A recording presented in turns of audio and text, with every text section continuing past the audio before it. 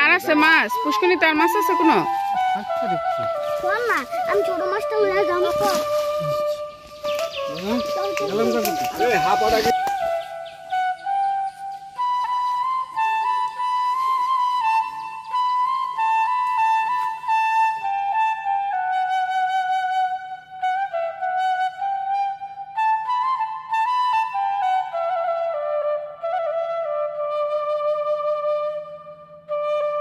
আসসালামু আলাইকুম, আমি মুক্তা।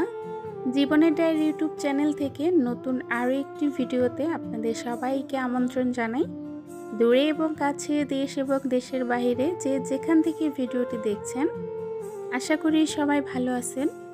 আলহামদুলিল্লাহ, আমরাও বেশ ভালো আছি। সকালবেলা ঘুম থেকে উঠেই দেখি আমাদের বাড়ির পুকুরে মাছ ধরা হয়ে গিয়েছে। ঘুম থেকে যেহেতু দেরি করে উঠেছি, তাই মাছ ধরাটা দেখতে পারি নাই। ভেবেছিলাম অনেক দিন পর মাছ ধরা দেখব, সেই সাথে আপনাদের সাথেও শেয়ার করব। তো দুর্ভাগ্যবশত ঘুম থেকে উঠে দেখি মাছ ধরা হয়ে গিয়েছে। পুকুর পাড়ে গিয়েছিলাম দেখার জন্য, তো দেখলাম মাছ ধরা শেষ। সব মাছ বাজারে পাঠানো হয়েছে বেচার জন্য, আর এখানে আমাদের খাওয়ার জন্য মাছ রাখা হয়েছে। এই যে এখানে মাছগুলো দেখছেন, এই মাছগুলো কিন্তু আমাদের জন্য রাখা হয়েছে। আমরা দুই বোনে বাড়িতে নিয়ে যাব আর এখানে খাবো। এখানে কিন্তু অনেকগুলো মাছ, আর মাছগুলো কিন্তু মোটামুটি ভালোই বড়, ক্যামেরায় বোঝা যাচ্ছিল না। সবগুলো মাছ একদম তাজা, মাছগুলো কিন্তু লাফাচ্ছিল। কি লইছে এটা? এছাড়া পাই না তো। মোরা ডাল মরা ডাল ডুবে যাবে নি?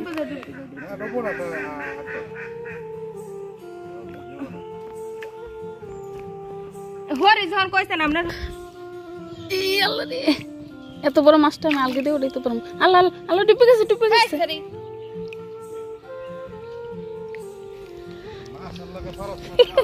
মাছটা তো ভালোই বড়। হ্যাঁ, ধর ধর ধর। দুই বোনে পুকুর থেকে কিন্তু বিশাল সাইজের একটা মাছ ধরে আনলাম। মাছ কাটতে যাব, এর মধ্যেই দেখি একটা হনুমান এসেছে। তো ভাবলাম আগে হনুমানটা দেখে যাই। আমার মা তো হনুমানটা দেখে বলছিল অনেক বেশি ক্ষুধার্ত, ঘর থেকে কলা এনে দিতাম। তো কলা এনে দিলাম, পরে কি সুন্দর খাচ্ছে। আর হনুমান দেখলে কিন্তু বানর ভয়ে পালিয়ে যায়। আর অতিরিক্ত বানর কিন্তু আমাদের গ্রামে কোনো শাক সবজি কোনো কিছু বানরের জন্য চাষ করা যায় না, সব নষ্ট করে খেয়ে ফেলে। বানরের জ্বালায় যেহেতু গ্রামবাসী একদম বিরক্ত, এরকম হনুমান দেখলে কিন্তু হনুমানকে অনেক বেশি খাতির যত্ন করে। কারণ কি জানেন, হনুমান দেখলে বানর একদম পালিয়ে যায়। কয়েকদিনের মধ্যে কিন্তু আর বানর দেখা যায় না। ঘর থেকে কলা এনে দিলাম, মার হাতে কলা নিচ্ছিল না, তো মাকে বললাম আমার কাছে দাও, দেখি আমার হাতে নেয় কিনা। আমি কিন্তু দুইটা কলা দিয়েছিলাম, তো আমার হাত থেকে একটা কলা নিয়ে সুন্দর ছিলে কলাটা খেলো। তারপরে আমার মায়ের হাত থেকে আরেকটা কলা নিয়ে খেয়েছিল। হনুমানটা কিন্তু দেখতে ভীষণ সুন্দর এবং কিউট ছিল। আমাদের দেখে একদমই ভয় পাচ্ছিল না, আর আমরা তো এখানে অনেক জনসংখ্যা ছিলাম। হনুমানটা দেখার জন্য ভিড় করেছিলাম। প্রথম প্রথম ভয় পেয়েছিলাম, ভেবেছিলাম হয়তো বা বানরের মতো করবে, কিন্তু না, খুব সুন্দর একদম নিরিবিলি চুপচাপ কলা খাচ্ছিল বসে। দেখতে কিন্তু ভীষণই ভালো লাগছিল। এত কাছ থেকে কখনো হনুমান দেখা হয় নাই। হনুমান দেখে চলে এসেছি আবারও মাছ কাটার জন্য। বাহিরের কলে বসে ছোট বোন আর আমি দুজনে মিলে মাছ কাটছিলাম।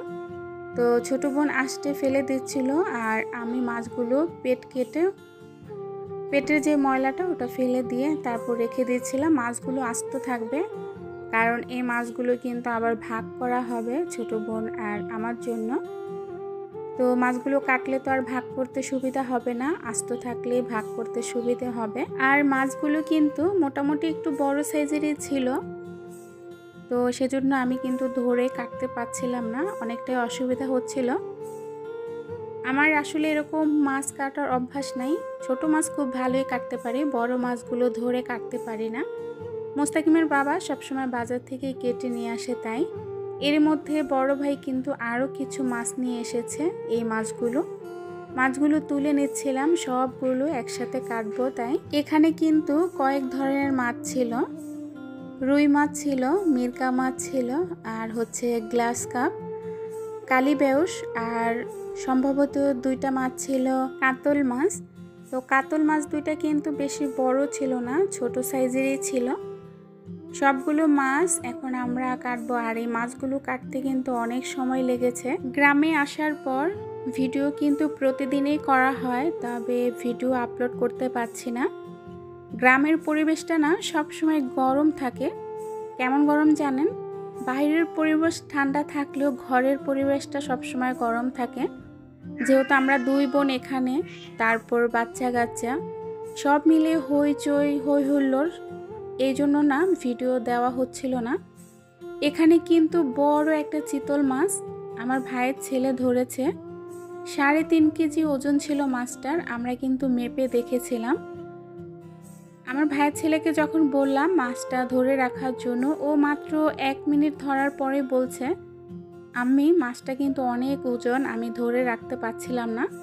তারপরে বললাম মাছটা ধরে দাঁড়া, দেখি মাছটা কেমন দেখা যায় ক্যামেরায় ছোট, তবে কিন্তু মাছটা বিশাল সাইজের। এই চিতল মাছটা যখন ছোট্ট ছিল তখন ওই কিন্তু পুকুরে ছেড়েছিল। এখন মাছটা বিশাল বড় হয়েছে, আর এই মাছটা কিন্তু বিক্রি করতে দেয় নাই, বলেছে মাছটা সবাই মিলে একই সাথে খাবো। এরই মধ্যে কিন্তু অনেকগুলো মাছ আমাদের কাটা হয়ে গিয়েছে। এখন এই যে বিশাল সাইজের চিতল মাছটা কাটবো। আমি কাটবো না, আমি আঁশটা পরিষ্কার করে দিব, বড় ভাবি কাটবে।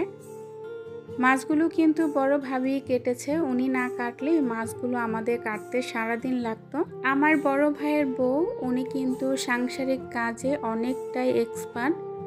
আসলে যে কোনো কাজে উনি হাত না দিলে সেই কাজটা যেন সম্পূর্ণ হয় না, আর তাড়াতাড়ি হয় না। আমরা তো খুব আস্তে ধীরে কাজ করি, আর উনি খুব দ্রুত কাজ করে।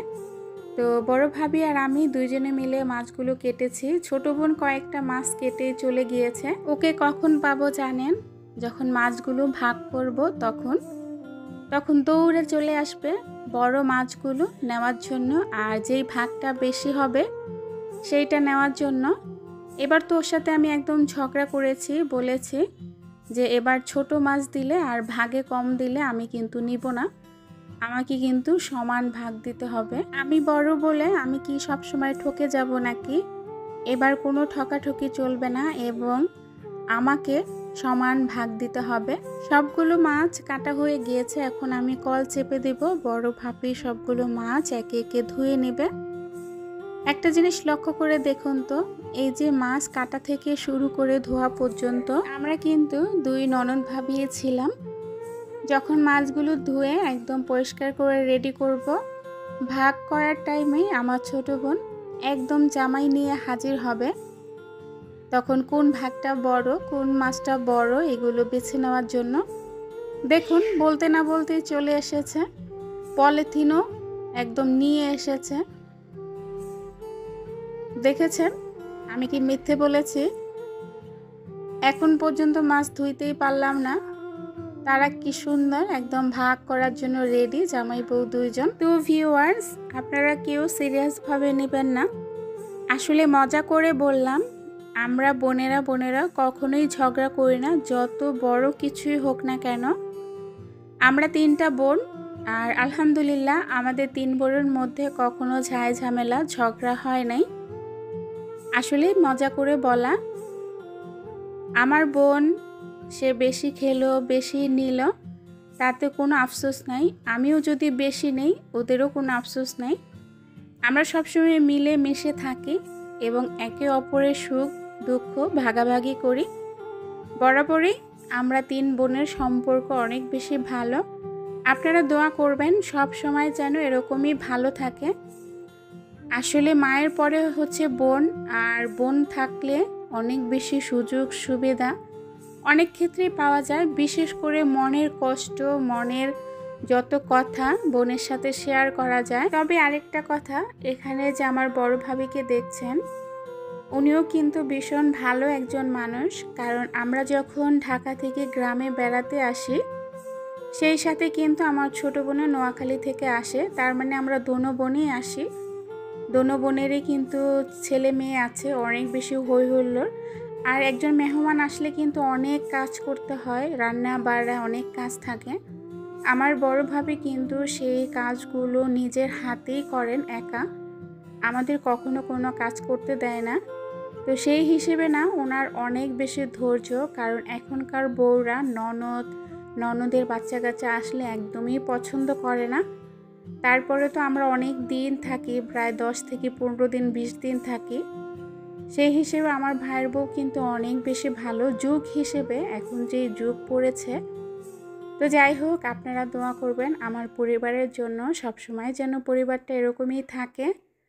তো দুপুরের সব মাছ একদম ধুয়ে পরিষ্কার করে ফ্রিজে রেখে এসেছি, তারপরে কোনো রকম ভিডিও করা হয় নাই। এখানে রান্না বাড়া হয়েছে কচু তরকারি দিয়ে রুই মাছ, লতি রান্না হয়েছে চিংড়ি মাছ দিয়ে, তারপর লাউ শাক দিয়ে শোল মাছ, এখানে ফলি পাতা মাছ। তো ভিউয়ার্স, আজকের ভিডিওটা কেমন হয়েছে বা আপনাদের কাছে কেমন লেগেছে অবশ্যই কমেন্টসে জানাবেন। আজ এখান থেকেই বিদায় নিব, সবাই ভালো থাকবেন, সুস্থ থাকবেন। আল্লাহ হাফিজ, আসসালামু আলাইকুম।